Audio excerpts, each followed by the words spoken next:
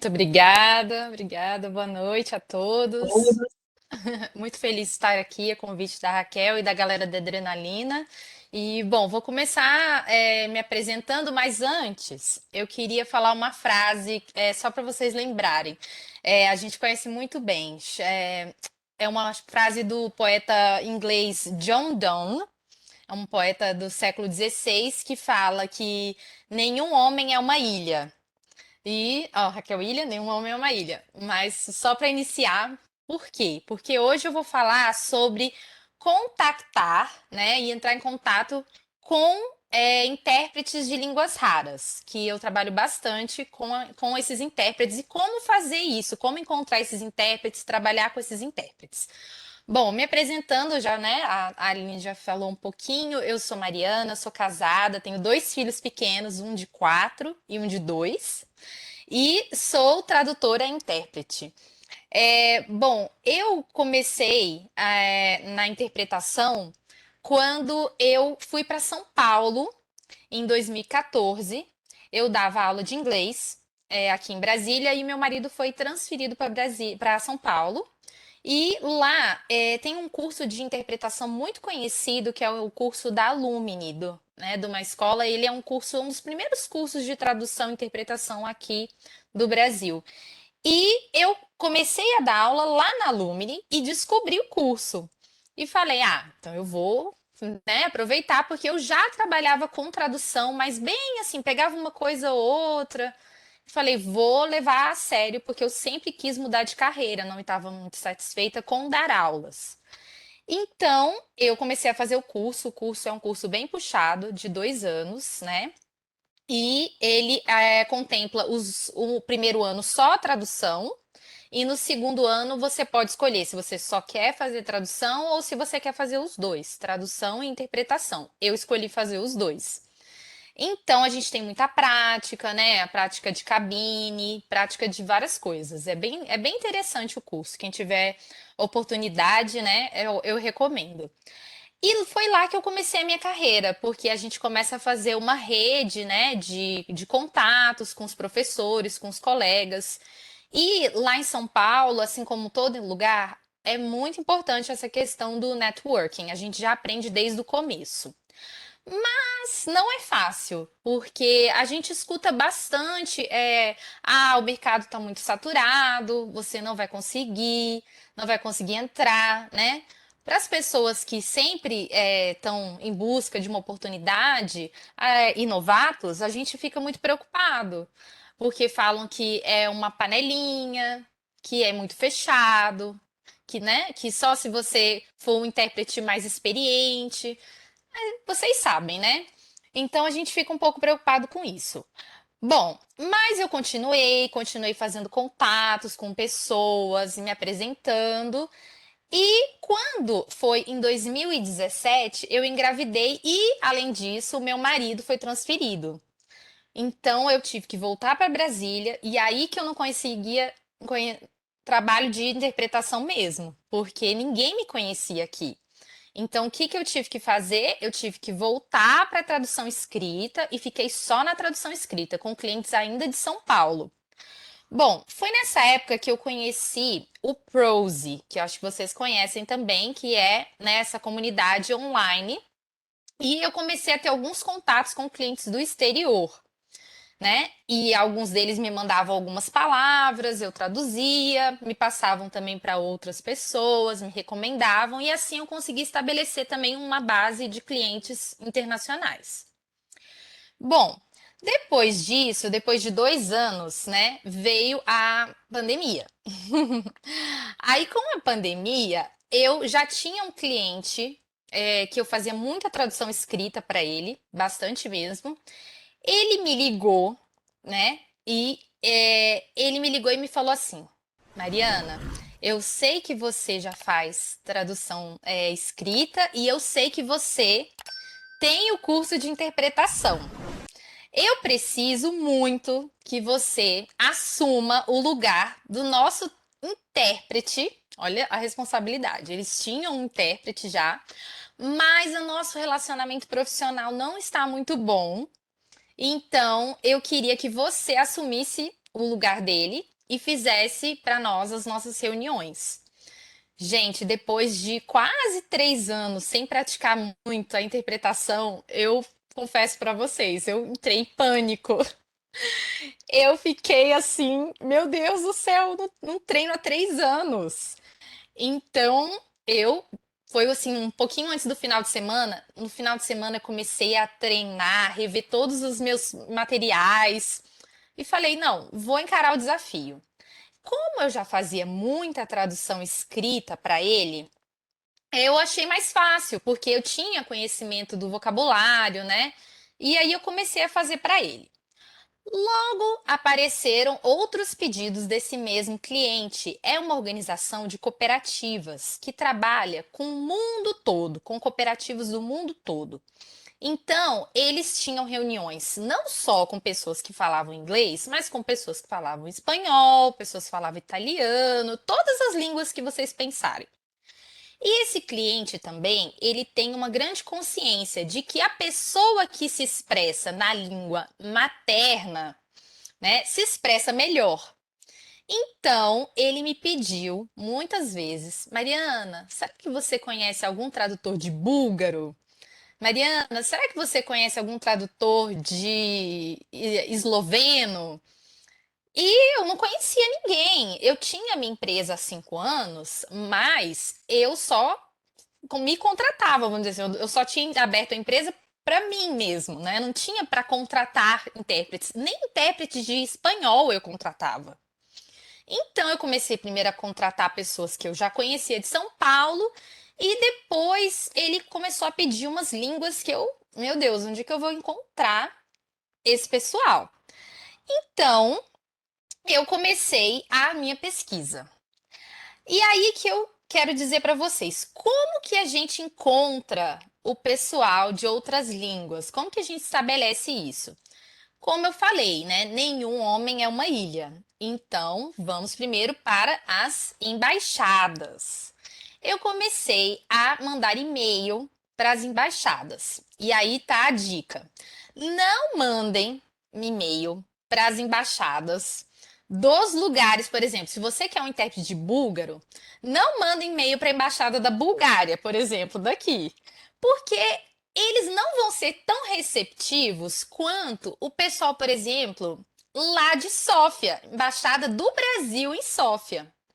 Eu usei o conhecimento das redes sociais e o que eu fiz? Muitas dessas reuniões, por causa da pandemia, estavam sendo online. Então eu ligava para ou mandava e-mail, né? Mandava e-mail para as embaixadas lá do Brasil em Sófia ou mandava e-mail para a embaixada de Hanoi, né? Embaixada brasileira de Hanoi, para achar os intérpretes. Eu escrevia, né, um e-mail bem educado e falava que estava precisando de um intérprete, né, de vietnamita, de búlgaro, de esloveno. E o pessoal das embaixadas do Brasil é muito mais receptivo, sabe? O brasileiro quer ajudar. É muito melhor do que às vezes alguma embaixada que, né, não conhece a gente, não é tão receptivo. Então, eles sempre me indicavam: "Ah, a gente trabalha com uma pessoa assim, pessoa".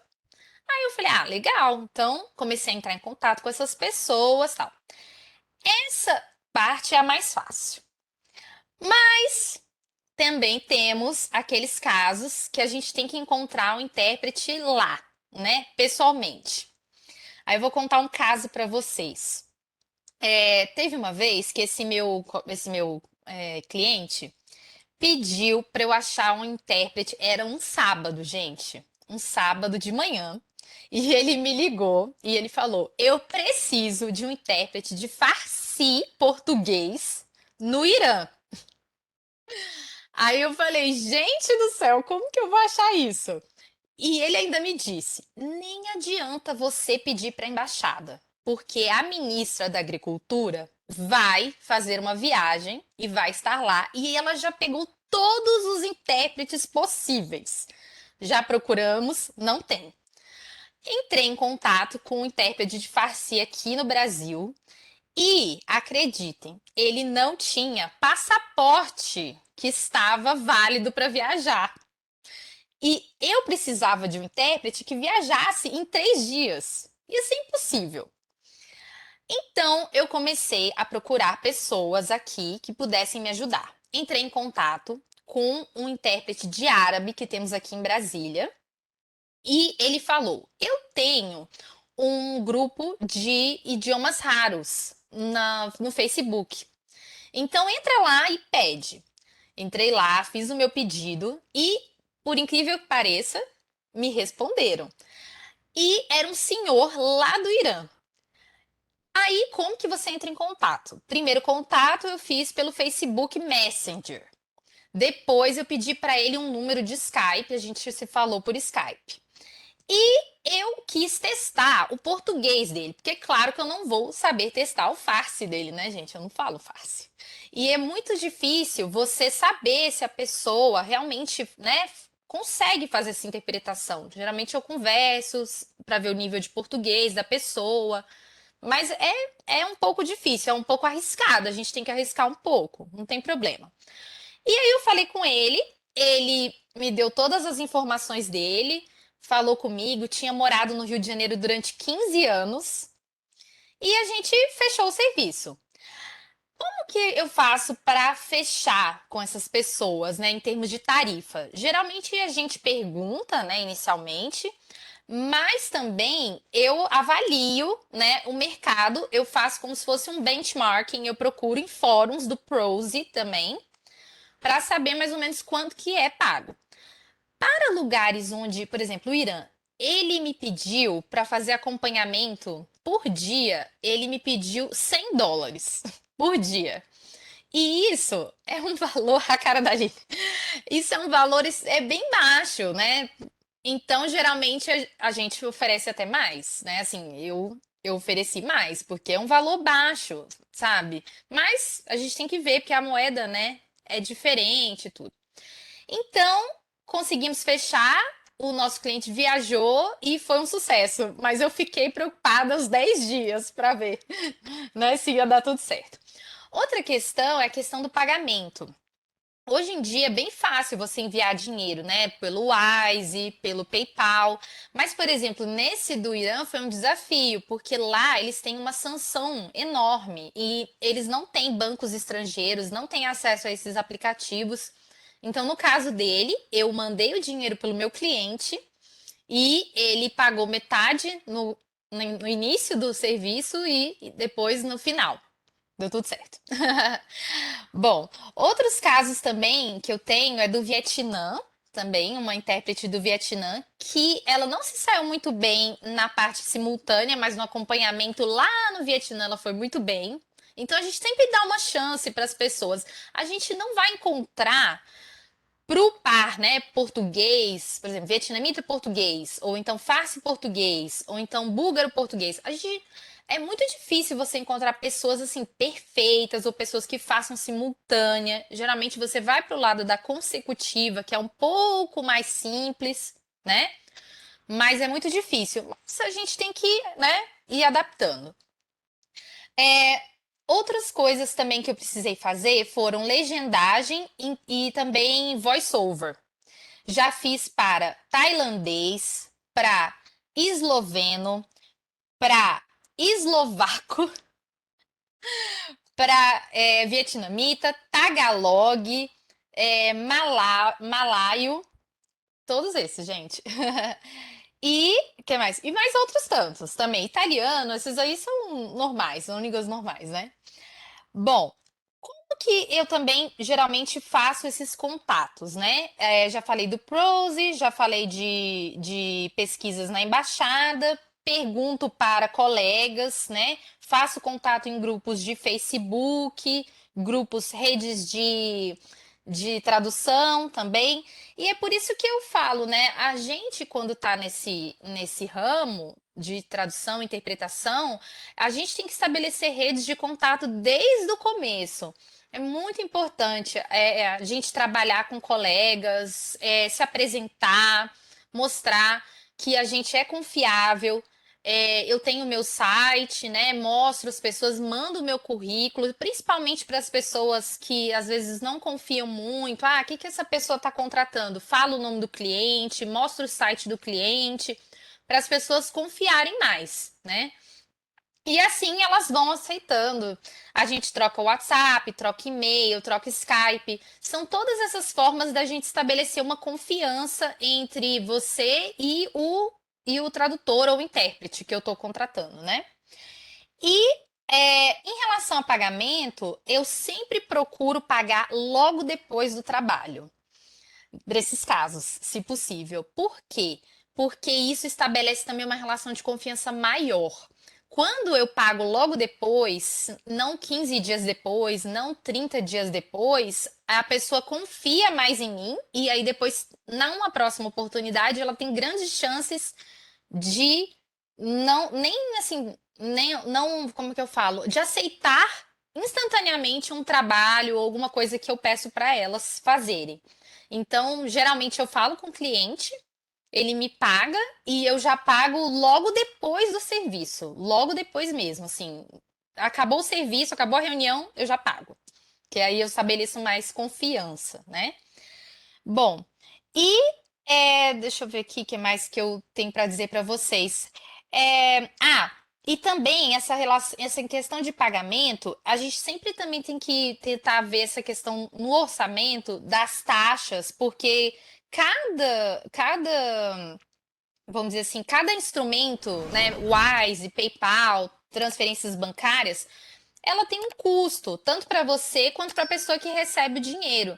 Então você tem que levar isso em conta, tá? Quando você está fazendo a transferência para a pessoa, ela tem que saber que vai ter uma taxa para ela, ela não vai receber, por exemplo, US$ 100, né? Se ela pedir US$ 100, não vai receber US$ 100. Tem um dinheiro que o aplicativo ou a transferência bancária vai descontar. Tem a questão do câmbio também, que vai ser descontado, então você tem que levar isso em conta também. E para você que paga também, você estabelece R$ 100, mas você não vai pagar R$ 100, você vai pagar cento e alguma coisa, né? Então você também tem que levar isso em conta no seu orçamento, né? E do cliente também. E, bom, com isso eu conheço vários intérpretes, pessoas que moram aqui no Brasil, pessoas que não moram aqui no Brasil, pessoas de todos os backgrounds, né? E com isso já são mais de 20 idiomas. Eu fiz um projeto recente que a gente teve que fazer legendagem de um vídeo para mais de 20 idiomas. Foi um desafio enorme, mas conseguimos fazer para 20 pessoas. Foi um vídeo sobre uma eleição para essa organização e ele queria falar com as pessoas na língua das pessoas. Ele queria literalmente pedir votos para as pessoas e as pessoas ficaram encantadas. E o resultado foi que esse candidato do Brasil obteve o maior número de votos entre 20 candidatos dessa organização. Então, para vocês verem como que a tradução, a interpretação, você falar na língua que a pessoa se comunica é importante. A gente recebeu muitos e-mails, são mais de 330 membros, essa organização em todo o mundo, e a gente mandou e-mail para cada uma delas, na língua delas, na língua dessas pessoas, né? E para vocês verem como eles ficarem felizes, eles mandaram um e-mail respondendo e falando como que foi importante eles receberem o e-mail na língua deles. Eles acharam isso um gesto de cortesia e de educação, né, incrível. Então, é um trabalho muito recompensador. Eu gosto muito de entrar em contato com as pessoas, gosto de conversar com as pessoas, acho muito importante. E foi assim, gente, que eu faço a minha carreira hoje em dia. Encontro essas pessoas e entro em contato com elas, né? É assim. E é isso.